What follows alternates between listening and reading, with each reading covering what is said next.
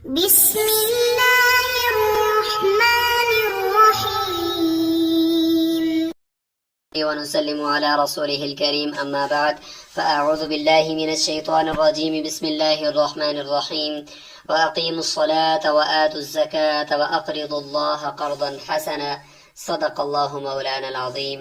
عزیز طلباء کرام، مختصر القدوری کا آج سبق نمبر 49 ہے اور آج ہم کتاب الزکوٰۃ کو شروع کر رہے ہیں۔ کتاب الصلاۃ اور کتاب الطہارت الحمدللہ اللہ تعالیٰ کے فضل و کرم سے مکمل ہوئے اور امید ہے کہ آپ نے ہمارا ساتھ دیا ہوگا اور آپ نے مطالعہ کر کے آئے ہوں گے اور اس کو سمجھا ہوگا۔ اور اب کتاب الزکوٰۃ کو ہم شروع کر رہے ہیں۔ بدنی عبادتوں میں سب سے پہلے نماز اور اس کے بعد پھر روزہ، یہ بدنی عبادت ہے، تو مناسب تو یہ تھا کہ یہاں پہ روزے کا ذکر پہلے ہوتا، لیکن چونکہ قرآن مجید میں اللہ تعالیٰ نے 82 مقامات پر نماز کے بعد زکوٰۃ کا ذکر کیا ہے۔ فرمایا اقیموا الصلاۃ وآتوا الزکاۃ، اقیموا الصلاۃ وآتوا الزکاۃ۔ اس سے پتہ چلتا ہے کہ زکوٰۃ چونکہ بہت ہی اہمیت رکھتی ہے اور ارکان اسلام کے اندر اس کا ایک بہت بڑا ایک رکن کی حیثیت رکھتی ہے، اور اسی مناسبت سے مصنف رحمہ اللہ نے یہاں کتاب الصلاۃ کے بعد کتاب الزکوٰۃ کا ذکر کیا۔ تو آج کے سبق میں ہم مقدمہ کے طور پر ہم بات کریں گے، زکوٰۃ کی تعریف ہوگی اور اس کی کچھ شرائط ہوں گی، اور وصف شرعی ہم بیان کریں گے زکوٰۃ کا کہ اس کا وصف شرعی کیا ہے، فرض ہے، واجب ہے یا سنت ہے، کیا ہے، اور اس کے بعد پھر اس کے وجوب کی شرائط ہوں گی۔ جو نصاب والا ہے، مالک ہے، اس کے لیے الگ شرائط ہوں گی اور اس کے مال کے لیے الگ شرائط ہوں گی۔ پھر ادا کی شرائط نہیں کہ زکوٰۃ ادا کرتے وقت کون کون سی شرائط پائی جانی چاہیے، تو ان سے متعلق بھی گفتگو ہوگی، عبارت ہوگی اور پورے باب کا خلاصہ ہوگا، اور اسی کے ضمن میں انشاءاللہ پھر عبارت کی ہم تشریح بھی کریں گے۔ کتاب الزکاۃ۔ الزکاة واجبة على الحر المسلم البالغ العاقل إذا ملك نصابا كاملا ملكا تاما وحال عليه الحول، وليس على صبي ولا مجنون ولا مكاتب زكاة، ومن كان عليه دين محيط بماله فلا زكاة عليه، وإن كان ماله أكثر من الدين زكي الفاضل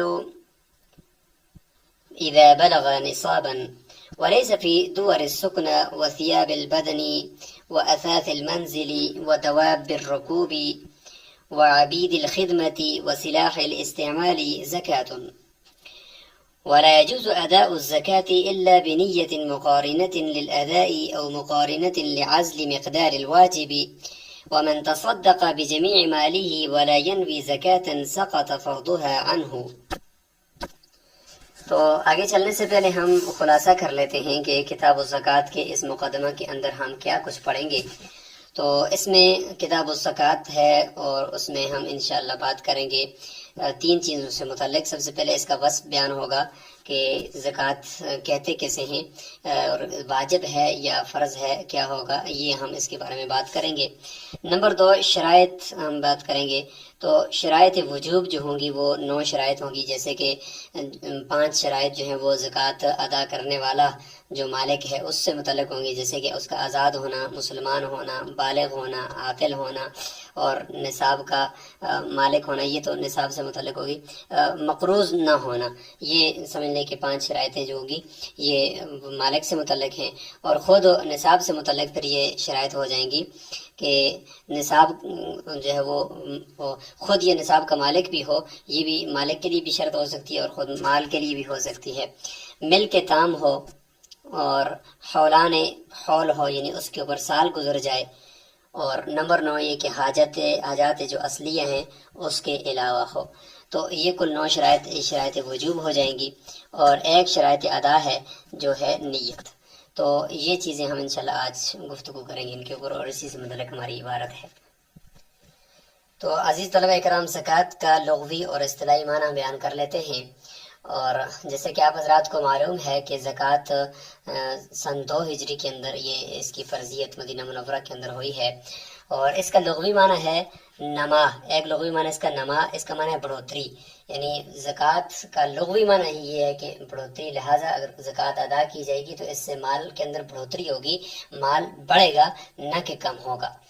اور اسی طریقے سے اس کا دوسرا لغوی معنی ہے طہارت، پاکیزگی، تو جب زکوٰۃ دی جائے گی تو اس زکوٰۃ نکالنے کی وجہ سے پیچھے جو مال ہوگا وہ سارا پاک ہو جائے گا۔ قرآن مجید میں ہے نا، خذ من اموالہم صدقۃ تطہرہم وتزکیہم بہا، یہ سورہ توبہ کے اندر ہے کہ ان کے اموال سے صدقہ لے لو، زکوٰۃ لے لو جو ان کو پاک کرے اور ان کا تزکیہ کرے۔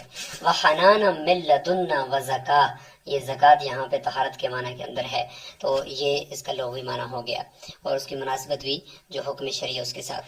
اصطلاحی تعریف: تملیک المالی بغیر عوض، دوسرے کو مال کا مالک بنا دینا بغیر عوض کے، اس سے کوئی عوض نہیں وصول کرنا۔ من فقیر، اور وہ کیا ہو؟ فقیر ہو، یعنی جس کو زکوٰۃ دی جا رہی ہے وہ نصاب کا خود مالک نہ ہو، اگر وہ نصاب کا مالک ہے تو پھر آپ اس کو زکوٰۃ نہیں دے سکتے۔ مسلمن، مسلمان ہونا ضروری ہے، کافر کو آپ زکوٰۃ نہیں دے سکتے، کوئی نفلی صدقات وغیرہ دے سکتے ہیں۔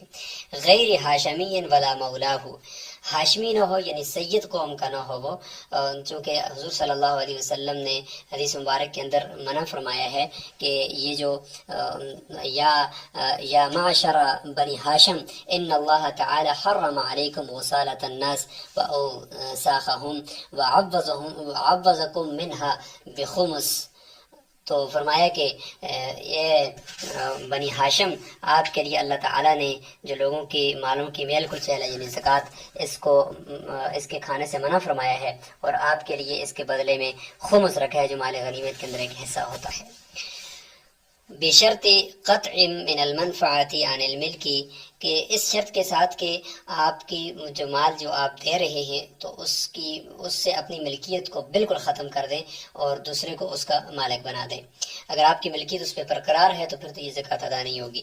من کل وجہ للہ تعالی، یعنی من کل وجہ، ملکیت سے نکال کر آپ اللہ تعالیٰ کے لیے ایک دوسرے کو دے دیں گے، اور صرف اس میں اللہ تعالیٰ کی رضا کی نیت ہو، اور جو اللہ تعالیٰ کی طرف سے یہ فریضہ آپ کے اوپر عائد ہے اس سے سبکدوشی کی نیت ہو، تو اس کو ہم کہیں گے کہ یہ زکوٰۃ ہے۔ تو یہ زکوٰۃ کی اصطلاحی تعریف ہوگی۔ اب عبارت کی طرف آتے ہیں تو سب سے پہلے اس کا وصف بیان ہوگا کہ وصف کیا ہے اس کا۔ تو الوصف الشرعی اس کا ہے کہ یہ زکوٰۃ خود زکوٰۃ کا حکم ہے اللہ تعالیٰ کی طرف سے، چونکہ وہ تو فرض ہے، زکوٰۃ تو فرض ہے، لیکن اس کی جو فرضیت وہ ثابت ہوئی ہے، یعنی جو فرضیت ہمیں سمجھ میں آئی ہے وہ حدیث سے، اور اس کا کسی کے اوپر لازم ہونا یہ ہمیں جو اس کا ثابت ہوا ہے تو یہ حدیث سے ثابت ہوا ہے۔ تو اس کا یہ جو فعل ہے، یہ فعل یعنی زکوٰۃ کا یہ تو فرض ہے۔ اب آگے جو کسی آدمی کو جب وہ مال کا یعنی نصاب کا مالک ہوگا تو اس کے اوپر جو ایک متعین مال اللہ کی راہ میں دینا ہے تو وہ دینا اس کے اوپر پھر واجب ہے، لیکن خود جو یہ زکوٰۃ کا فعل ہے یہ فرض ہے اور اس کو فرض قرار دیا گیا ہے۔ تو اس لیے فرمایا الزکوٰۃ واجبۃ، کہ وہ جو عین آگے جو اس نے دینا ہے کسی آدمی کے اوپر لازم ہے، تو کس آدمی پر لازم ہے اور کس پر واجب ہے، تو وہ عین چیز جو دینی وہ واجب ہو جائے گی اور خود زکوٰۃ کا فعل فرض ہو جائے گا۔ الزکوٰۃ واجبۃ، زکوٰۃ واجب ہے علی الحر، ہم یہاں سے شرائط شروع ہو گئی ہیں اور 9 شرائط ہیں ٹوٹل وجوب کی، اور یہاں سے وجوب کی شرائط شروع ہو گئی ہیں، یہ وصف یہاں پہ ہو گیا واجبۃ۔ علی الحر سے 5 شرائط پہلے بیان کریں گے جو ہوں گی جن کا تعلق ہوگا خود مالک کے ساتھ۔ علی الحر نمبر 1 کی وہ کیا ہونا چاہیے؟ آزاد ہونا چاہیے۔ غلام ظاہر ہے کہ وہ کسی مال کا مالک نہیں ہوتا، اس کے پاس جو کچھ ہوتا ہے وہ مولا کا ہوتا ہے، لہذا اس کے اوپر زکوٰۃ واجب نہیں ہوگی۔ المسلم، مسلمان ہونا چاہیے، غیر مسلم سے تو ٹیکس لیا جاتا ہے اور جزیہ لیا جاتا ہے، یہ مسلمان کے اوپر ہے۔ البالغ، بالغ ہونا چاہیے، جو نابالغ ہے احناف کے نزدیک اس کے مال میں سے زکوٰۃ نہیں دی جائے گی۔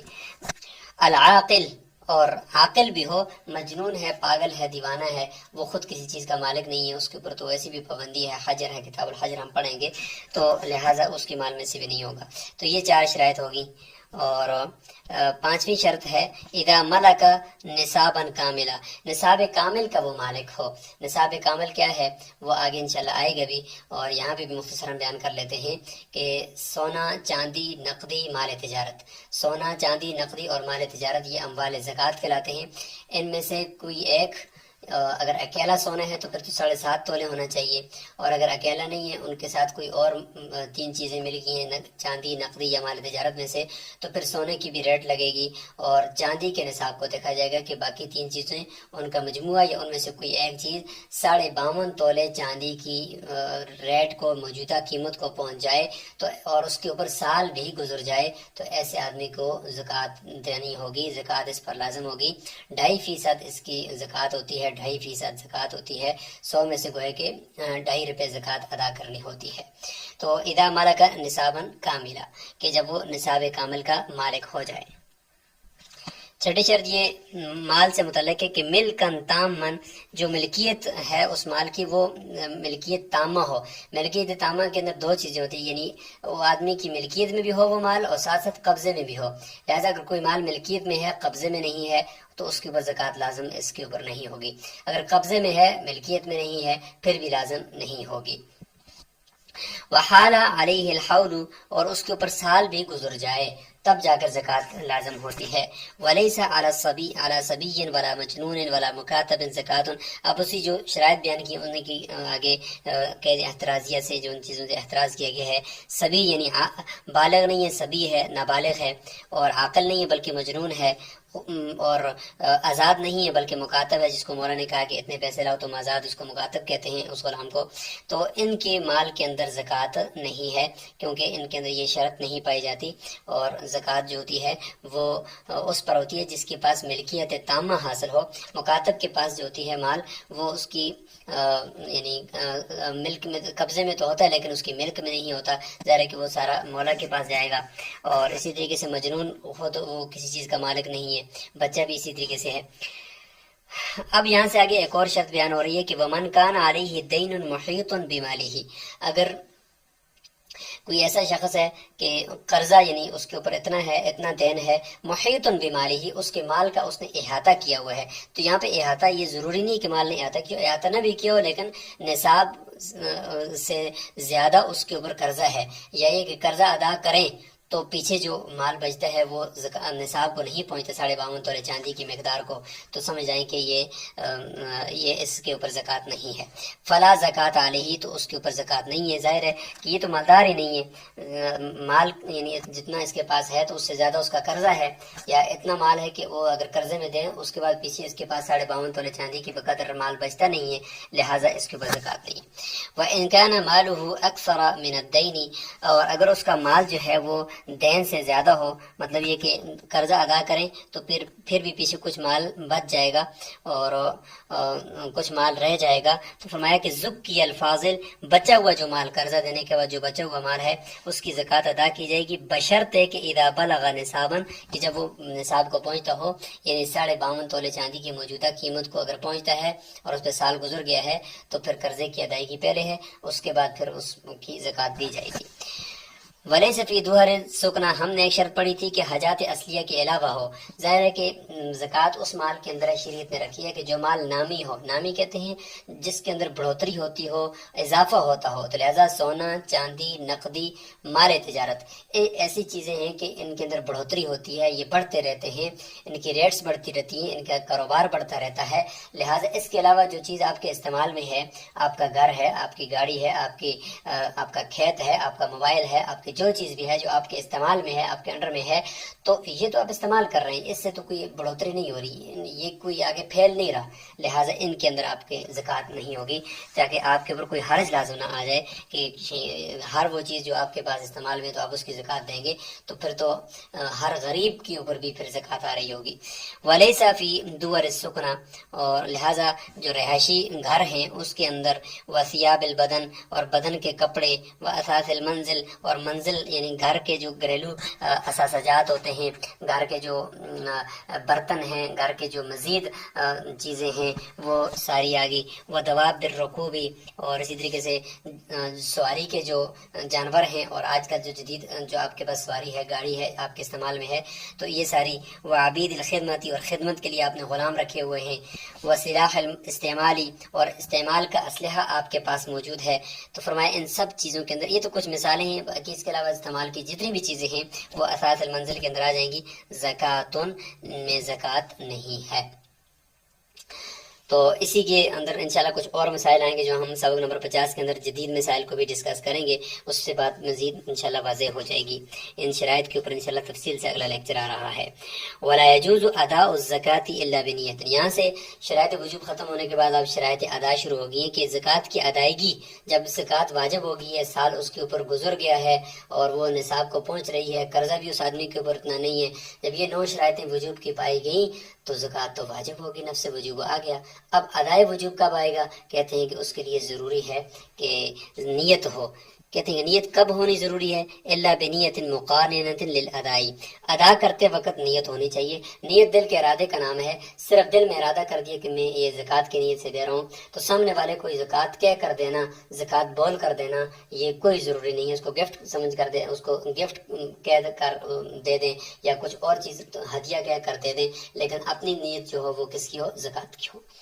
او مقارنتن، یا یہ کہ نیت اگر آپ ادا کرتے وقت نہیں کر رہے تو لہٰذا آپ کی نیت ملی ہونی چاہیے. کہاں پہ؟ لعزل مقدار الواجب، واجب مقدار جو زکوٰۃ کی ہے وہ آپ اپنے مال سے عزل کر رہے ہیں، یعنی الگ کر رہے تھے.